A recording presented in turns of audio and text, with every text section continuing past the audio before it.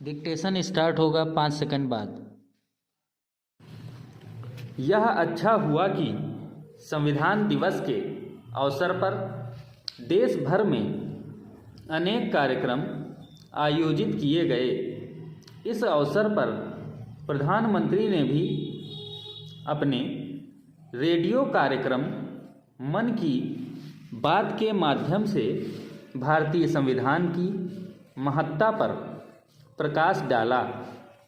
ऐसा करते हुए उन्होंने यह जो कहा कि यह दुर्भाग्यपूर्ण था कि संविधान का पहला संशोधन अभिव्यक्ति की स्वतंत्रता को सीमित करने से संबंधित था।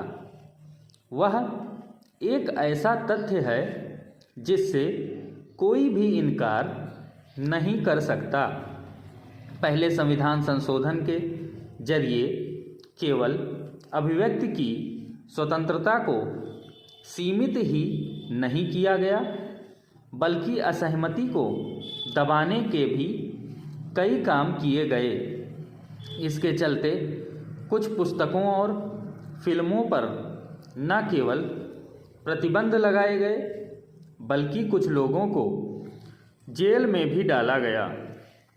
प्रधानमंत्री ने यह भी याद दिलाया कि 44वें संविधान संशोधन के जरिए आपातकाल के समय की कई गलतियों को ठीक किया गया, लेकिन इसकी अनदेखी नहीं की जा सकती कि सभी गलतियों को ठीक नहीं किया जा सका।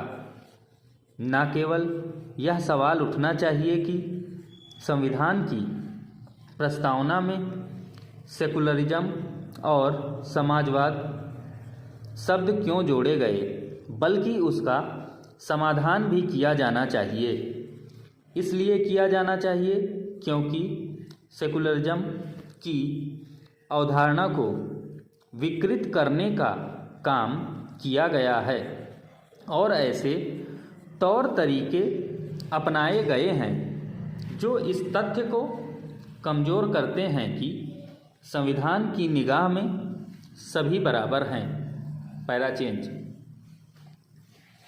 संविधान दिवस के अवसर पर सुप्रीम कोर्ट के मुख्य न्यायाधीश ने भी एक कार्यक्रम को संबोधित किया और उसमें उन्होंने यह कहा कि पिछले 7 दशकों में सर्वोच्च न्यायालय ने लोगों की अदालत के तौर पर काम किया है। निसंदेह ऐसा ही हुआ है, लेकिन यह भी एक सच्चाई है कि अब आम लोग अंतिम विकल्प के रूप में या फिर मजबूरी में ही अदालतों का दरवाज़ा खटखटाते हैं। इसका एक बड़ा कारण अदालतों की लंबी कार्रवाई और फैसला सुनाने में देरी होना है। इस बात को तो सभी स्वीकारते हैं कि हमारी अदालतें लोगों को समय पर न्याय नहीं दे पा रही हैं, लेकिन इस समस्या को दूर करने के लिए वांछित उपाय नहीं किए जा रहे हैं। जब लोगों को समय पर न्याय नहीं मिलता तो न्याय प्रक्रिया के साथ साथ संविधान के प्रति भी भरोसा घटता है। उचित यह होगा कि हमारे नीति नियंता यह समझें कि संविधान की उन खामियों को दूर किया जाए जिनके चलते लोग उसके प्रति सच्चे मन से अपनी आस्था व्यक्त नहीं कर पा रहे हैं।